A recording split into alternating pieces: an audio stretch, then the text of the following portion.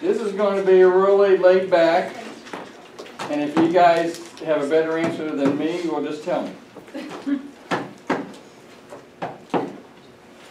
I guess the big thing, how many people have looked this over?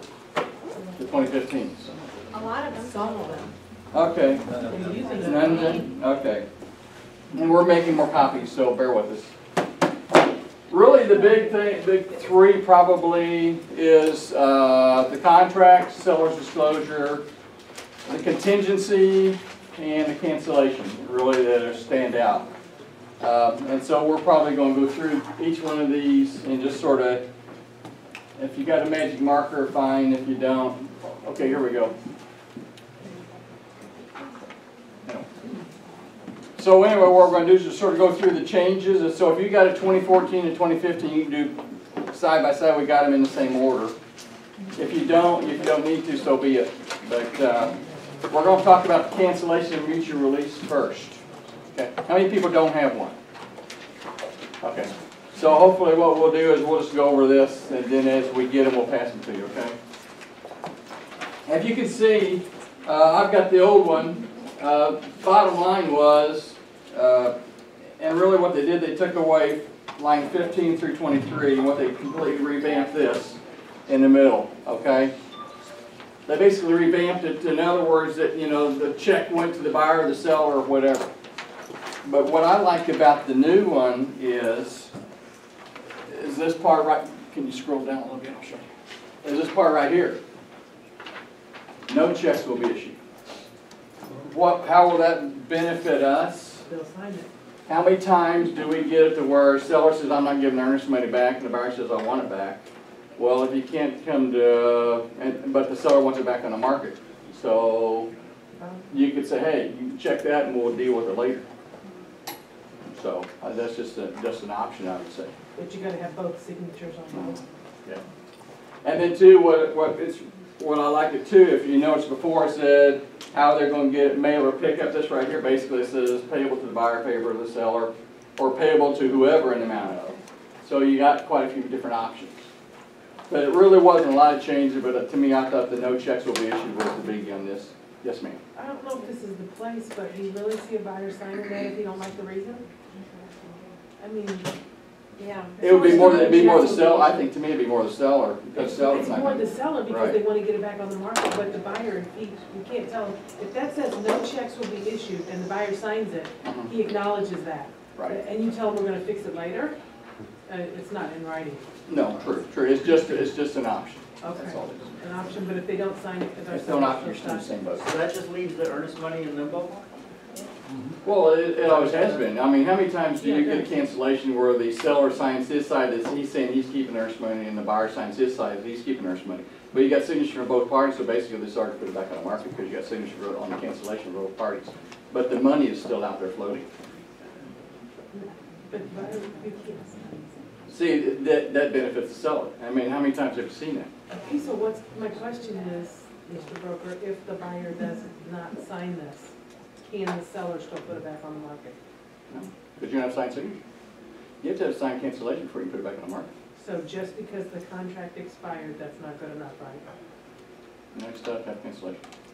We've had that probably half a dozen times here in the last 3 or 4 months.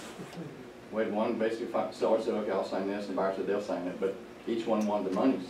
But at least we got signatures for the cancellation, we put it back on for the seller's benefit. Clarification though. Richard? You have to have, if you're in a situation where you have a seller signing one, where he gets the money back, and the buyer signs another one, and he gets the money back, then can you put it back on the market? Yes.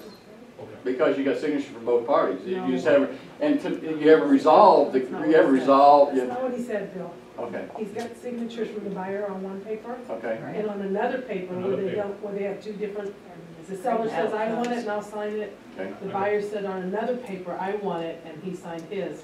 They're not on the same page. It's a different page, different document. Different cancellation. And a don't different have an thought, agreement. train of He's thought. saying, Well, we have done that in the past, or I'll go back to your scenario, basically, if you're beyond the contract date, basically it is, but still you've got that issue of the earnest money sitting out there in limbo. So basically, you're beyond the contract date, which technically takes care of it. And then also, if you do the other, basically, but, you know, we've done it both ways. But the bottom line is, if you got signatures from both for the cancellation, and then also it's beyond the contract date, you're covered. How many more you got? I've got one more, I could do more though. How many more do We need more. We need Is this- 5. Your turn. These are 14s, right? 15, sorry. 15? Okay, so we need about 5 more? You know what you can do? You know what you can do? Use both printers. Okay. Okay, let's move on to contingency.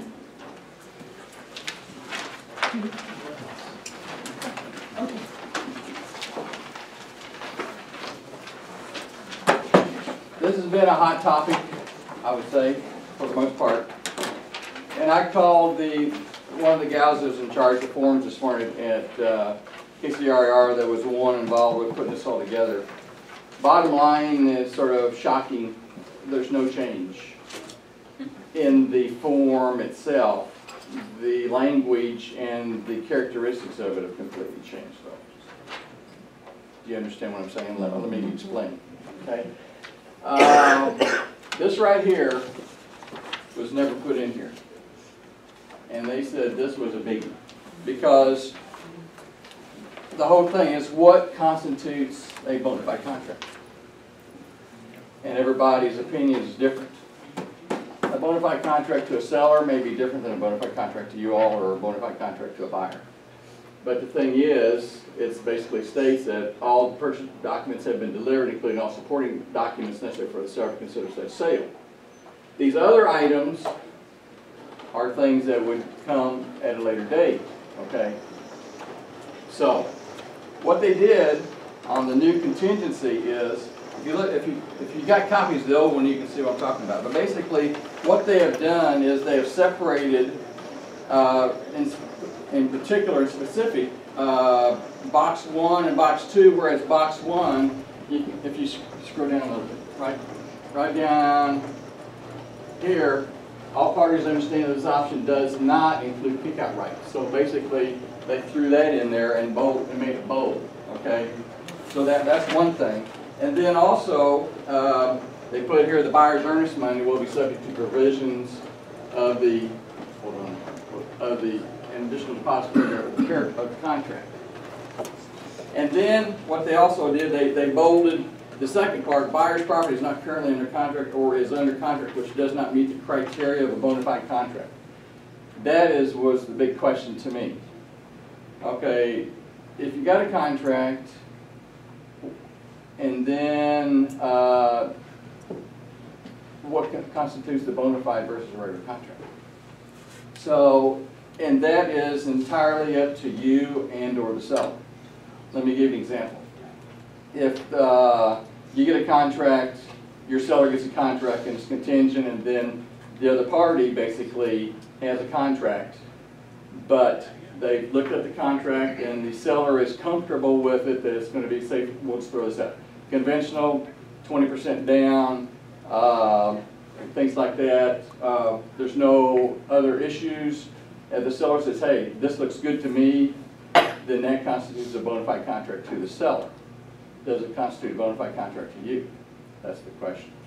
So, just because you get a contract, if you don't have all the pertinent documents that you normally do, sure, you're not going to be able, most times you're not going to be able to have the inspections, you're not going to have the loan approval and all that kind of stuff.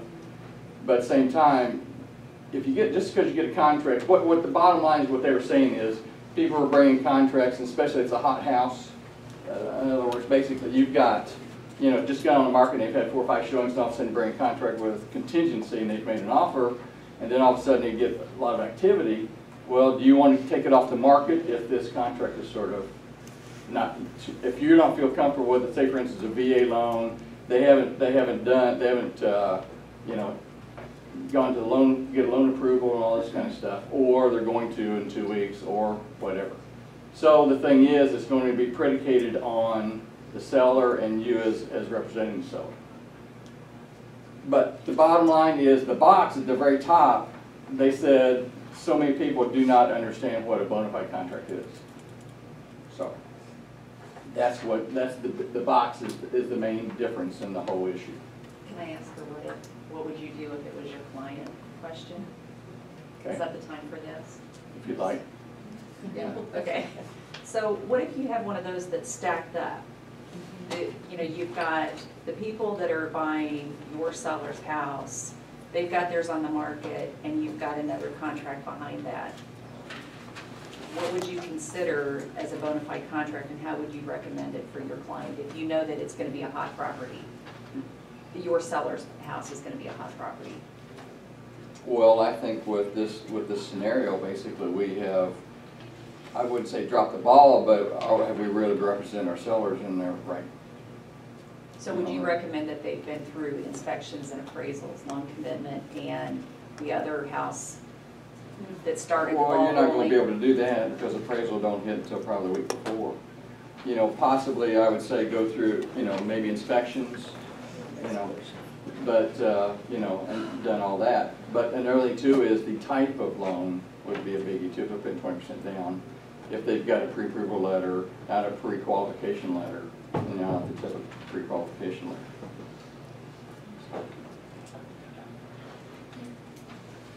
Just because it says the statuses of the following items are provided, doesn't mean that those are complete, right? True. Because, again, throughout the whole thing, it's bona fide contract versus a contract. And that's where the seller's agent basically needs to take charge, So we because, open ourselves for liability? no, it's just, what it's doing is, you just don't, the whole bottom line, you don't wanna be wanting to take that house off the market for your seller if it's a contention, if it's a weak contention. And before, we've said, hey, we got the contract, here we go.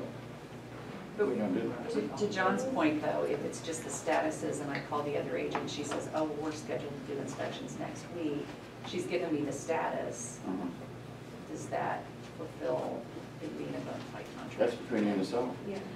Right. Between If you and it's the seller. determined later on that it was a weak contract, and we advise the seller to accept it, Okay, we're not opening ourselves up. let's go one step farther. Do you have a question, Penny? Well, I was just gonna say, but that, it gives you the option of whether you accept it, number one or number two, because if you don't feel like that all their ducks are in a row, you can go to number two and That's what I'm accept. Oh, you're going there, okay. Why don't you go down? Sorry. Okay, so basically, if you're not comfortable with number one, then you go to number two and throw in the kick out, I've read this. okay? I'm going number two.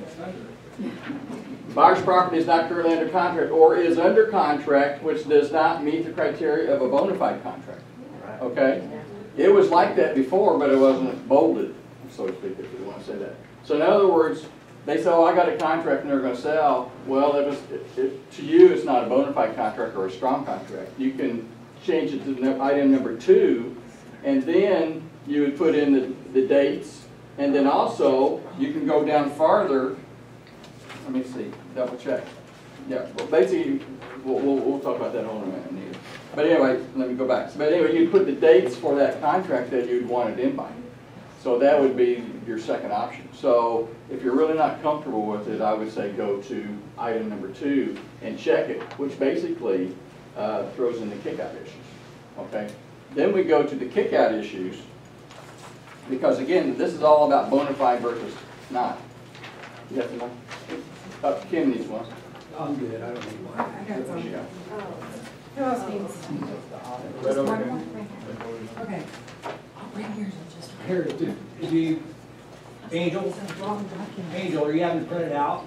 Because I don't need one, if you gotta print another one out. No. I'm just copying off one I got, so I'll have two more to bring back in. Okay, we just make one, I'll give this one back. Okay, let's go to 2A. Let's go to 2A. These are 215.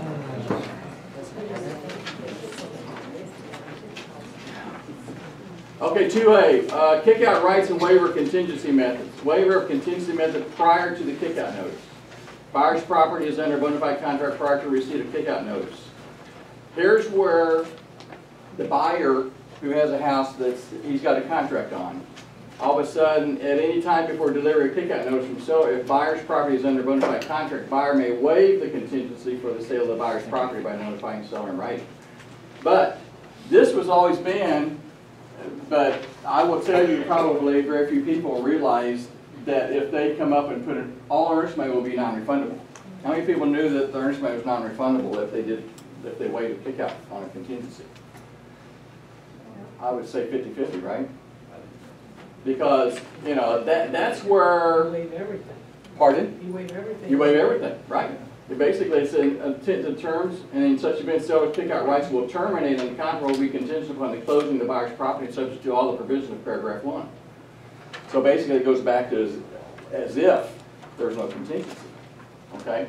And then two, all earnest money will be So non-refundable. it spells it out. And also, they do this on order before and an additional deposit of, and this is where you need to probably put some more money if you want to be sure and you want to help your seller. Basically, I would say if you've got a $500 deposit on a $250,000 house, I would say do another $500 or another $1,500 or whatever, do it 10% of. That's what I would do. Lisa? Even though they're removing it, doesn't it still state in the contract that it's based on financing? No, this removes it all. Removes everything? Removes everything. Because it reverts back to, what it say, it reverts back to provision of paragraph 1. So basically that eliminates and it removes all contingencies.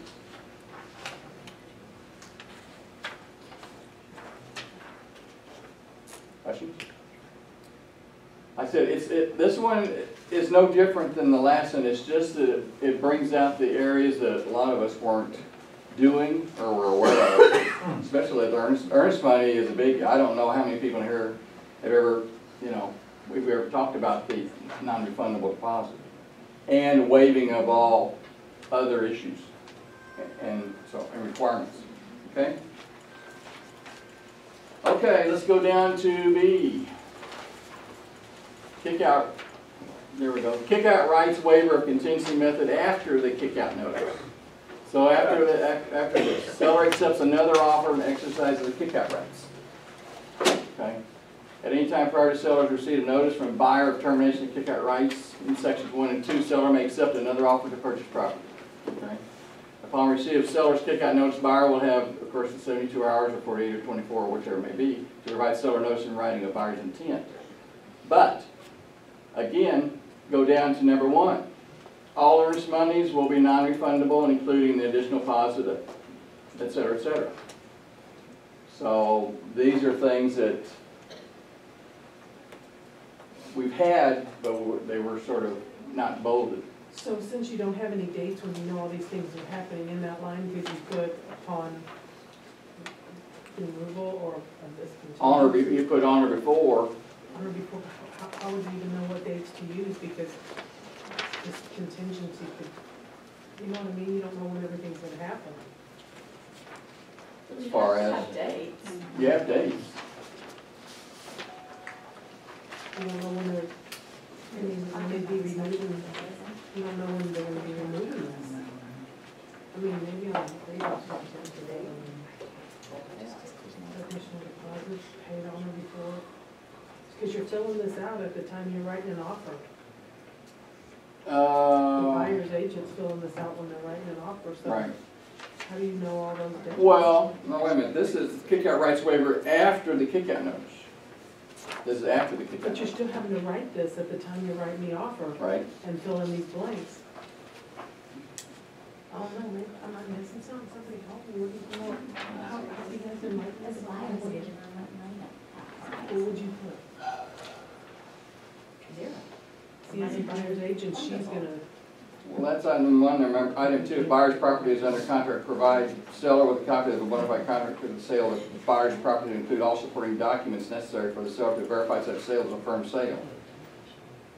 With all the contingencies waived or satisfied, if the contract for the sale of the buyer's property is canceled at no fault of the buyer agrees to notify seller or licensee this is only assisting if seller there's a kick out anyway, so. in writing within 48 hours of the contract may be canceled by either parties unless otherwise agreed to in writing, or then the buyer's property, or if the buyer's property is not under contract, provide seller with evidence of the buyer's ability to close in the form of one of the following.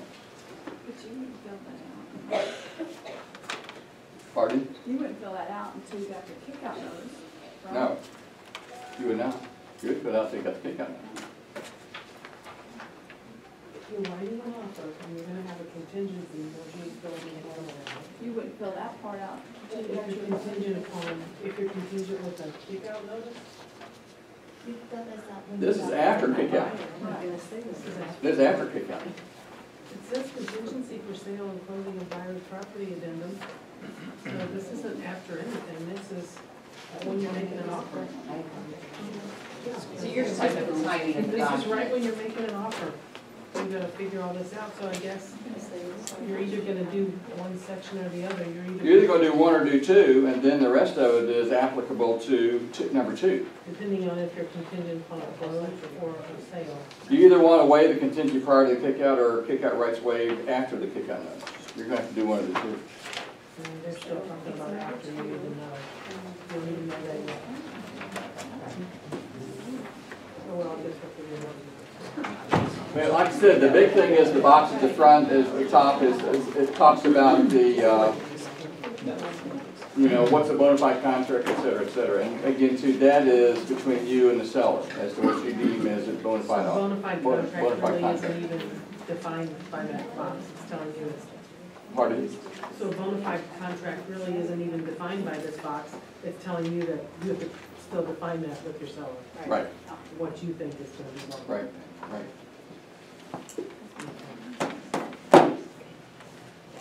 Again, it's no different, it's just bolded the areas that we've had before, which we probably have overlooked.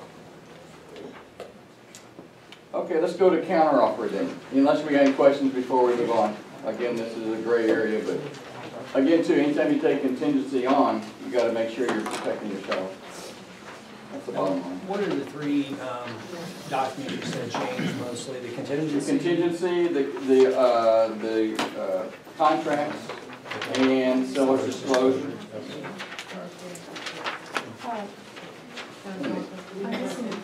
We're all missing the first page of that. First two pages We don't have the first two pages. of the counter?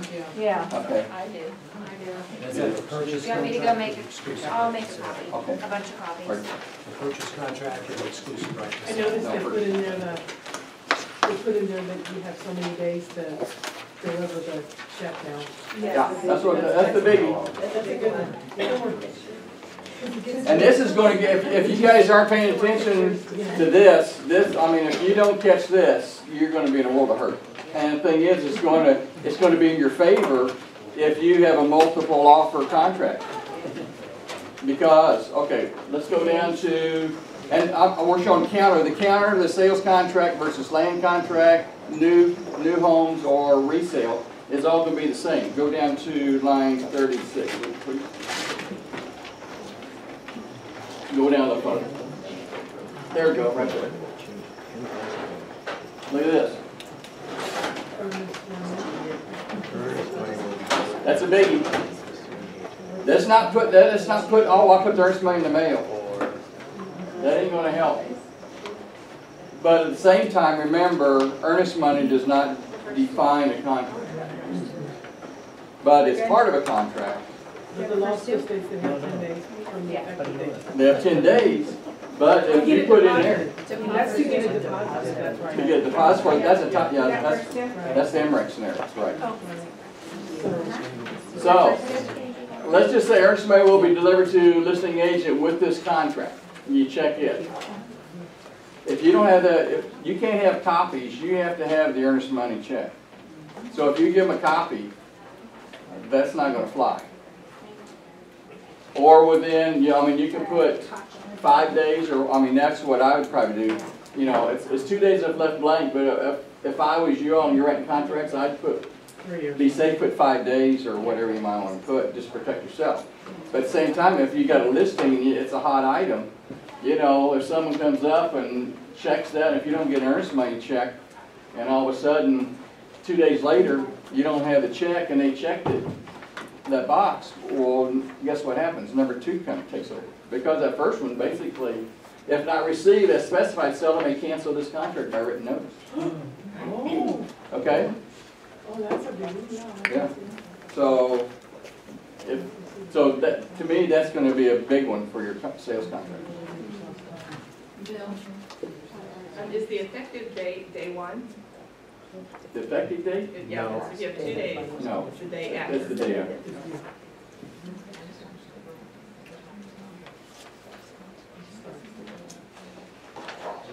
Okay?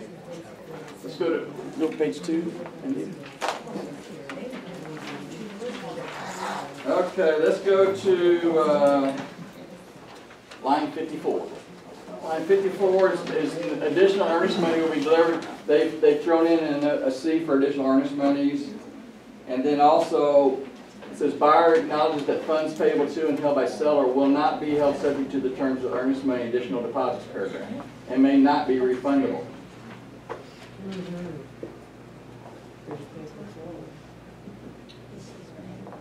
Okay? And this right here is not applicable to this, okay? This here is not applicable to this. Okay? For new home construction, just the bottom tier scenarios, the top one, buyer acknowledges, this is under additional earnest monies, okay? That box. You're still sending a copy of the earnest money though, right, with the original offer? Are you not, or is it? No, You don't have I mean, to, no, okay. well, you can send a copy, but the thing is, per this right here states, if they don't have it in hand, the original. Right, but as a, I mean, if you're meeting with a buyer and you're talking to them, hey, make sure you bring your checkbook, because we gotta get the copies Right. of the. Well, again, goes back to this on line 2, it says, I would check within 5 days and send, Right, you can that's send a what I'll copy of that check with the offer. Yeah. And then, Since in hand, they can cancel it. pardon? The seller can cancel it if they, like, do they have to wait until the 5 days is up since it has that to cancel if they don't have that check in hand one? Can Well, they, basically, if it's 5 days and they don't have it on the 6th day, that offer's canceled. but they can't cancel it before that 5th day if you have 5 in there? They can't? They cannot cancel within that 5 days if you No. have a 5 If you have in 5 there? days, right, no. Okay. Now then, now you gotta remember, this has no bearing on if you're countering back and forth. Now, I'm saying this and the same as a regular residential contract. Okay, I don't care if it's counter or whatever. I'm saying, even if it's a residential contract, you know, if y'all don't come to terms, this has no bearing on it. Right. This only has bearing on it if you're going through and everything's finalized with an effective date, okay? And signature from both parties, okay? Okay.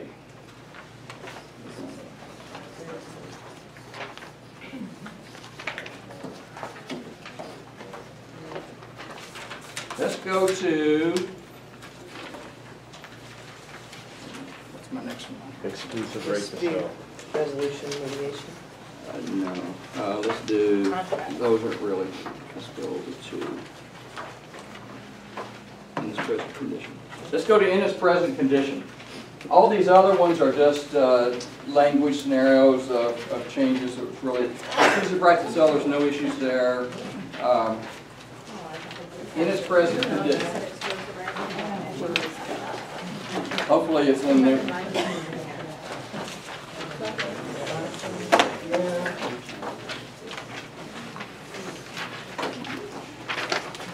What they've done is, this used to be at the bottom, and now it's at the top. Okay? Okay. And then line 14 through 19.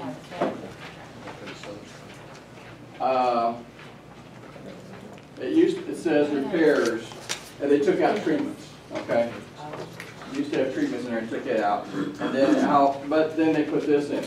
However, per the wood destroying insect section, they put all this in. So this part and the wood destroying insects. They put I that in. haven't seen this paper.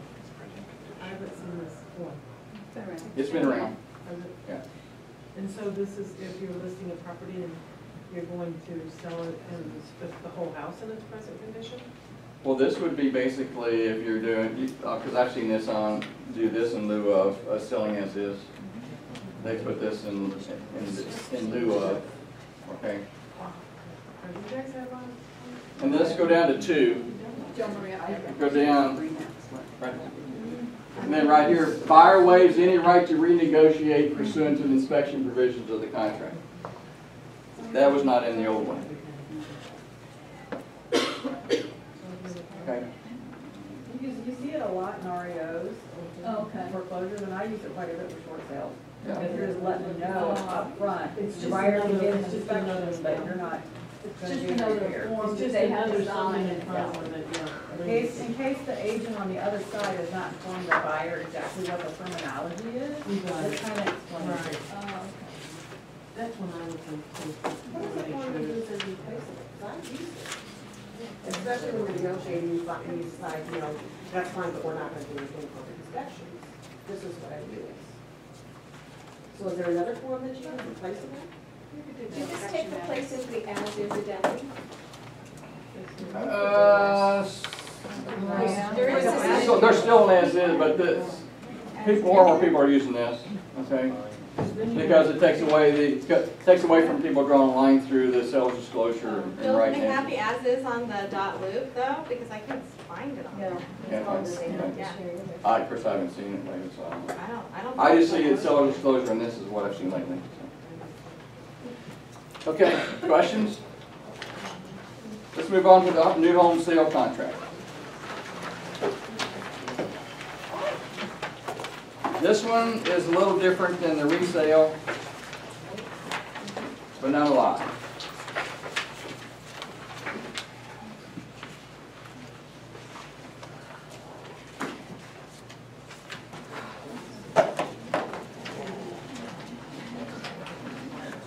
Let's go to line 116 on page 3.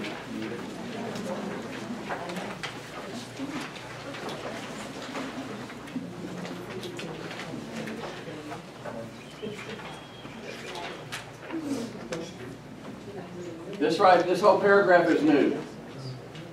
Okay, time is of the essence in the performance of the obligations of the parties under this contract.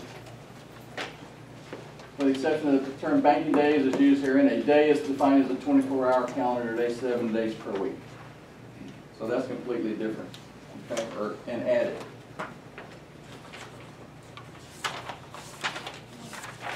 And then page 8 of the new home contract.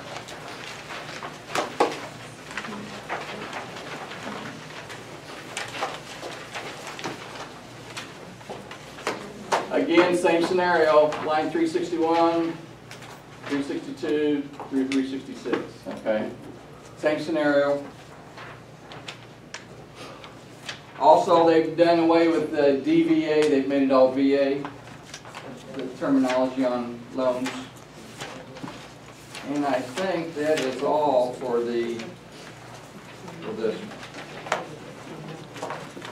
Let's go to residential resale.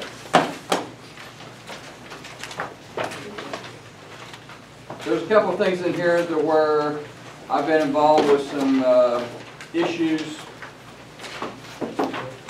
lately, they've been broker issues. So.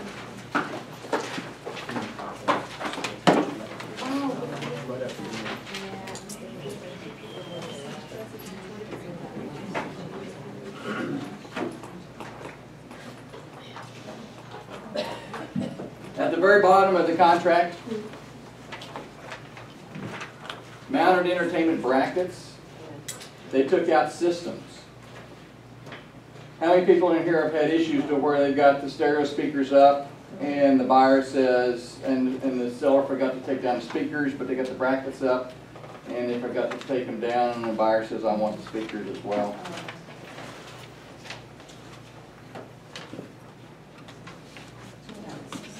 They took out, this used to be mounted entertainment brackets and systems. They took out the systems. Okay. That was a biggie, I mean, to me, because, and it flows over to the seller's disclosure as well. Now then, Bill, yes, I was just gonna point out, I don't know, because it was on the old one, but about the curtains and, it's window blinds, curtains, coverings, it's everything now. So So they could define that otherwise. Right. It's all, it was on the old one. It was on the old one, No, it yes. didn't say, It it didn't didn't say say curtains. curtains and covers, but yes, it did. Yes, it did. Yeah, Yes, it it did, but I was just pointing it out again. Oh, okay.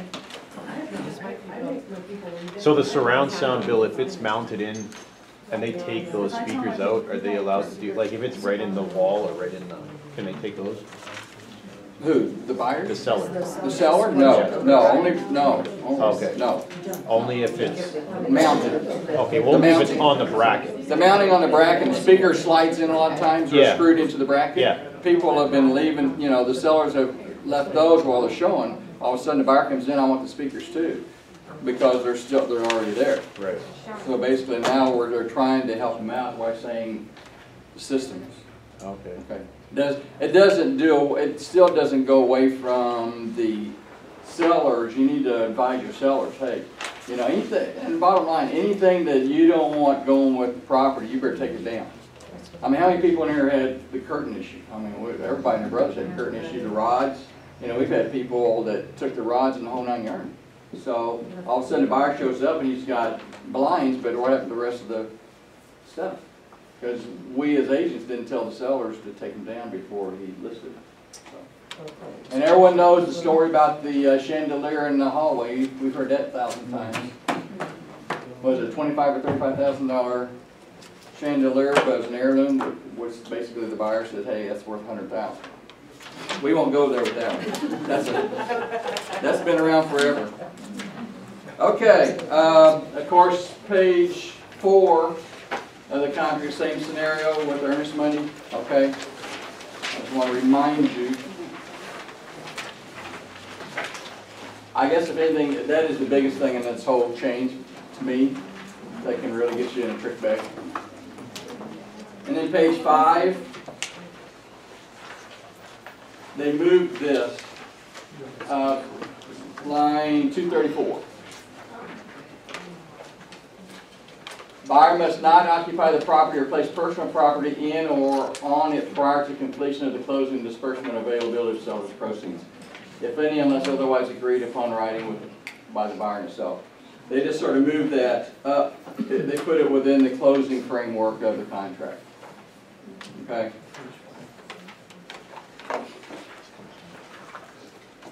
Okay, and then page 6, line 271.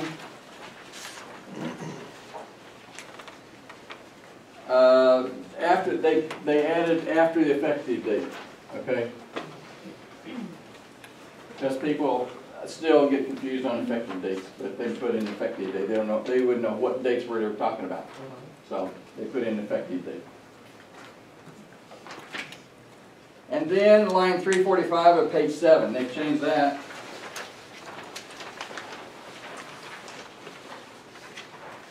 This used to be 30 days, and they've made it 45.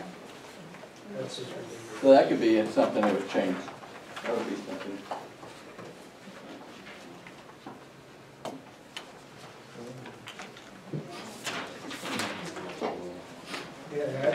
And then page 10, line 481.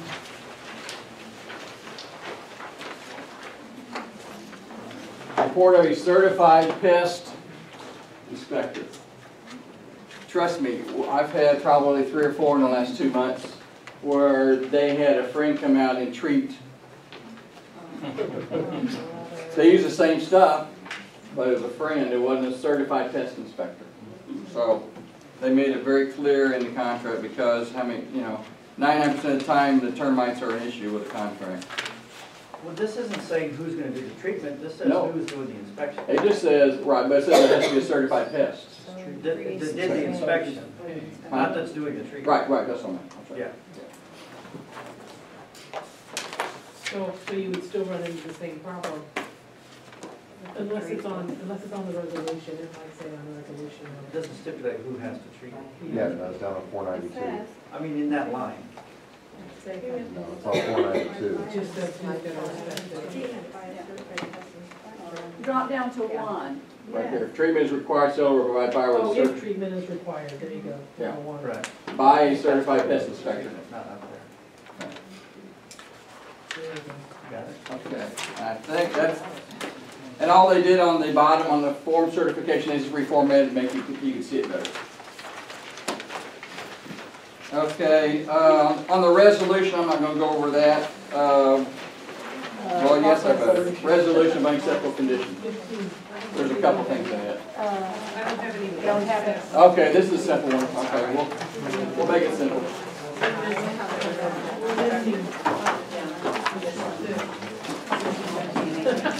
We don't have anything past the. That's okay. That's okay. They'll memorize it. What's that? Memorize it, memorize it, memorize it. Okay.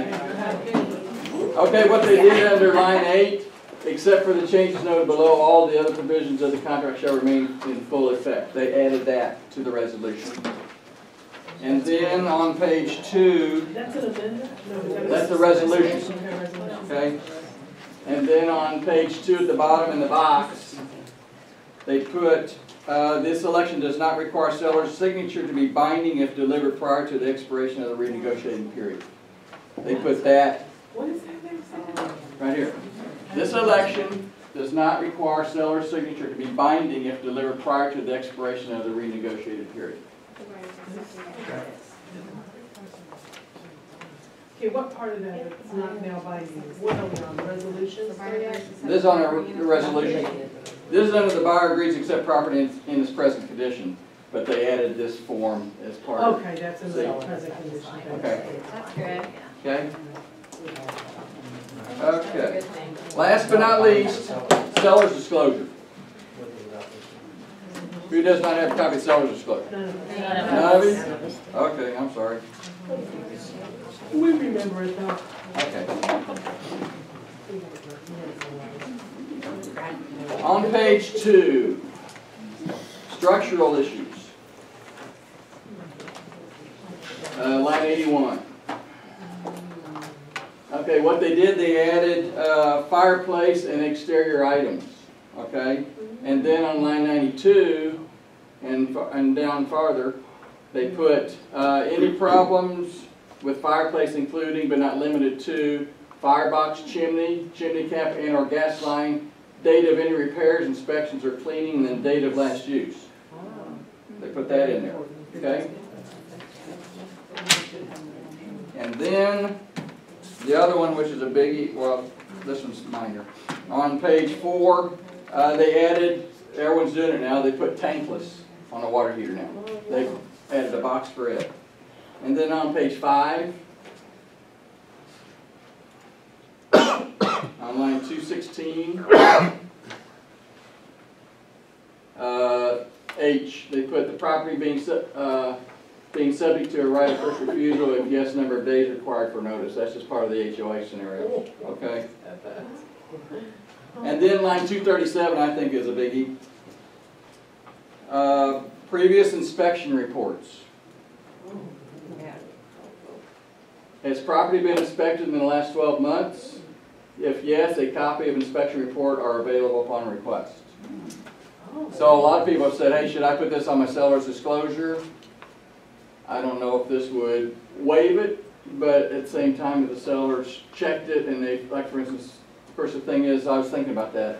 Okay, if you have something canceled due to inspections, okay, and then all of a sudden you have the seller fix them, on the amended part, probably what I might do, I'm just speaking out loud, what I might do is have them check this and initial it and put the date. That way it would cover you for the previous inspection report. You don't have to, but that would be my suggestion. Instead of putting it on the, the addendums on the listing. If they've done repairs, then wouldn't you have them go back and change their seller's disclosure to reflect? You could, but I mean, as far as the report itself, you could put, if yes, a copy of the inspection are available upon request. That doesn't mean that you put the whole report with access to the new buyer. Okay. And I've had it where I had the seller go through all that old report and make all their notes and all those repairs they made. Then I attached it because now it's all been taken care of and then I see it. Right. But this would be a very applicable Yeah, that's good. for that, okay? And then, okay, then page 6 and 7, and we're done. Line 291. Right here, it is put including but not limited to these things down here. And then page 7, they've changed this a little Wait bit. a minute, what is that, what is that? Including but not limited to all these down here. What's including but not limited to? Fixtures and It's fixtures, about fixtures and equipment, and all this. They did not have this before, okay? So if somebody has some other feature, They're they're just, mounted or. Right, Oh, that's the same including page but not in the limited to, contract. okay? Okay, that's the same page in the contract, Okay, page 7. Okay, this right here, they put at the very top, they put fill in all the blanks using one of the abbreviations listed below. For some reason, I don't know why they did it, because we explained it anyway, but they did that. Line 317, that's something new. Fireplace number, location 1, location 2.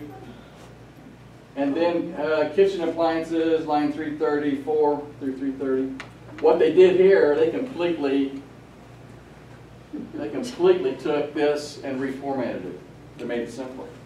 If you notice that, because it seemed like the stove was over here. I mean, it was all there, but it wasn't really defined. and so then you had the people with the cooktop or something, but Yeah. not the one that they got.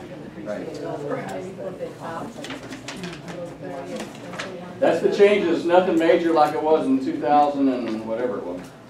So when are you required to be using this form? Now, So if you took a listing last week, do you need to go back and change it to this one? no. If you've already done it, no. I think you've got till February. I haven't got the ruling. I think February. It used to be February 15th, February something. So if you did use the other form last week, you have to change it to February 15th. No. If anything you've written, you got signatures on and dates on them. You don't change. You don't change anything that you've done now, even if you've messed up and not used 2015 forms. If you have 2014 in your dot loop, you don't need to change, but you got till February 15th, and then it's an audit issue. And if it's on the market for 2 years, you're still good. Well. One more thing, I didn't know how many people in here, how many people in here had a question or issue with green sheets? Because it was on the board here, and I thought I'd bring Anita in here too. If you had a question, she could hit it real quick. But if not, We have a copy of the exclusive right to sell. Was there there's no any- changes, no Okay. changes. Okay, and then if you print out, how many people have gone to MLS and printed out the sheet of all the changes? Okay, just look through that, and what you ought to do is do what we did, is just highlight it, and just, these are the changes and the things that would be pertinent to you. Some things are not really important, but like I said again, the contingency, the contracts, and the seller's disclosure are the big ones. So anyway, any questions, well, feel free to come and see me, and thank you so much.